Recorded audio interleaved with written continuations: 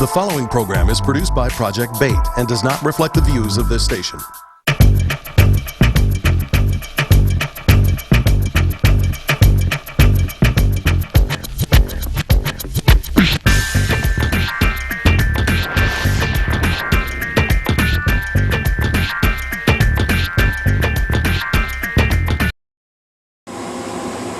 This is Mark Wells, and this is part 4 of the Wells Report on Afro-Latinos and Blackness for My People. Since I've been discussing the question of Afro-Latinos and Blackness on the past few editions of For My People, today I wanted to highlight some of the achievements of Afro-Latinos in their respective countries. And besides sharing my perspective on the issue, I will let some of our Latino brothers and sisters express themselves. Now, as the African American population has faced enormous challenges in reaching the so-called American dream since being shipped to this country, when one of us reaches an important milestone, we acknowledge and even celebrate their unique accomplishments. Although these individual accomplishments never really mean the end of the struggle, they do offer hope and consolation that the seemingly impossible may actually be possible after all. In 1947, we celebrated Jackie Robinson becoming the first African American, in those times the first Negro, to be allowed to play on a Major League Baseball team. In 1967, Thurgood Marshall became the first African American to be appointed to the United States Supreme Court. In 1983, Vanessa Williams became the first black woman to be crowned Miss America. And perhaps the most celebrated event in African American history took place on November 4, 2008, when Senator Barack Obama was elected the first African American president of the United States. Now clearly, these are all important events in not only black but also American history. But there are many other black achievements happening in the Western Hemisphere that should also be celebrated. Now, I'm sure that baseball player Torii isn't the only African American who doesn't see Afro-Latinos as black. And for those of you who do think this way, maybe a little introduction to Afro-Latino accomplishments will make you reconsider your views. Over the years, a number of things have influenced a growing black consciousness movement through Latin America. One is an exposure to African American history and civil rights icons like Martin Luther King and Malcolm X. Many black folks in Latin American countries have been reading translated versions of Martin's and Malcolm's speeches, applying them to their own realities and realizing that their countries are not the racial democracies that they have been led to believe. 2. Personal experiences with racism have shown them that white supremacy is alive and well in Latin America. A third reason is their own celebration and oftentimes rediscovery of their African roots that they have been taught to be ashamed of for many centuries. Today, Afro-Latinos celebrate black first, just like African Americans do. Baseball player Torii sees Afro-Latinos as imposters or not black. But what do Afro-Latinos say for themselves? In Colombia in 2001, Afro-Colombians celebrated the victory of Vanessa Alexandra Mendoza Bustos, the first black Miss Colombia ever elected in the 67-year history of the pageant. With her victory, she was hailed as the Reina Negra, or Black Queen. In a press conference, she later said, "I always demonstrated that I came to the world to speak for my race and my state." She is from the Colombian state of Chocó, a state with an 85% Afro-Colombian population. In 1999, Rosa Elvira Cartagena was crowned the first black Miss Peru. In a 2010 interview, Cartagena said she didn't feel mortified by racist comments directed towards her. She continued, "I was born black and I will die black, and I don't have to go tan because I am always black." Although Cartagena says she didn't believe racism was strong in Peru, Afro-Peruvian activist, poet, and rapper Monica Carrillo disagreed.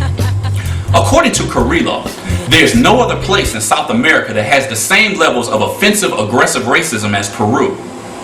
The other day I left my house and counted the number of insults I received in just 20 minutes. 12. People say these things and they don't run away because they feel they are in the right. In 2005, Graciela Josefina Dixon became the first black woman to ever be named Supreme Court Justice in Panama. Previous to her appointment as Supreme Court Justice, Dixon served as a litigation attorney.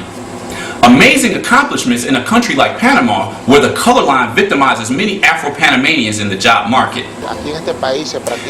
Here in this country, it's common, for example, when you're looking for a job to have to fill out a job application. And with this application, you have to include a photo. With this photo, automatically they see that you are dark of the black race. The possibility of work is less than for a person with light eyes of the white race. South of Panama and Colombia in the tiny South American nation of Ecuador, in 2009, Afro-Ecuadorians celebrated the ordaining of their first ever black bishop, Guido Minda Shala. Eu sou a Thais Araújo, tô aqui para responder as perguntas que vocês mandaram para mim. In Brazil, actress Thais Araújo has had many black firsts to add to her resume. In 1996, she was the first black female main character in a Brazilian soap opera. In 2004, she became the first black woman to be the main character of a soap opera on Brazil's largest television network, the Global Network. Araújo continues to rack up her list of firsts. In 2009, she became the first black woman to be on the cover of the Brazilian women's magazine, Cláudia. And in January of this year, she became the first Afro-Brazilian woman to cover Nova magazine. Speaking of her accomplishments, Araújo said this: "People have difficulty accepting as natural the fact of a black person occupying the same space as a white person. Today, I know persons of my color look at me and know that they can dream higher." 2009 also saw an important event in the world of Brazilian sports. Jorge Luiz Andrade da Silva became the first Afro-Brazilian to ever lead a Brazilian soccer team to a national championship, leading his Flamengo squad to the promised land in 2009. So to Torii and any other African American who don't consider African descendants born outside the United States as black, the next time Black History Month rolls around, remember not to include the world's fastest man, the best athlete of the 20th century, or the man who discovered the city of Chicago, because none of these men were born in the United States. This is Mark Wells, and this has been part 4 of the Wells Report on Afro-Latinos and Blackness for My People.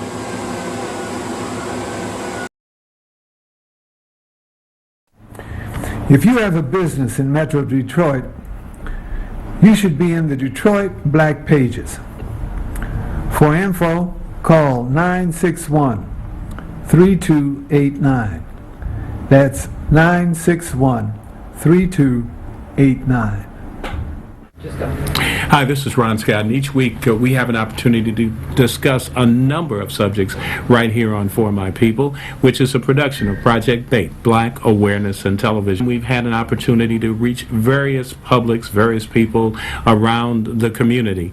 And most importantly, I talk to you from time to time. You see us out and about and say what you like about the program. And we encourage this. In fact, we've just instituted our new website, and we want you to take a look at it. In addition to that, we have the continuing effort to train a new generation of young people to continue the activities that Project BAIT started with so long ago. I'm glad to be in your sight and talking to you each morning and afternoon or whenever you see this program, when you watch Project BAIT and For My People in particular. Economics, politics, and consciousness. That's what we bring to you, and that's what we want to continue to do, because it's your program. It's about you. And we thank you for continuing to watch, and I'm Ron Scott.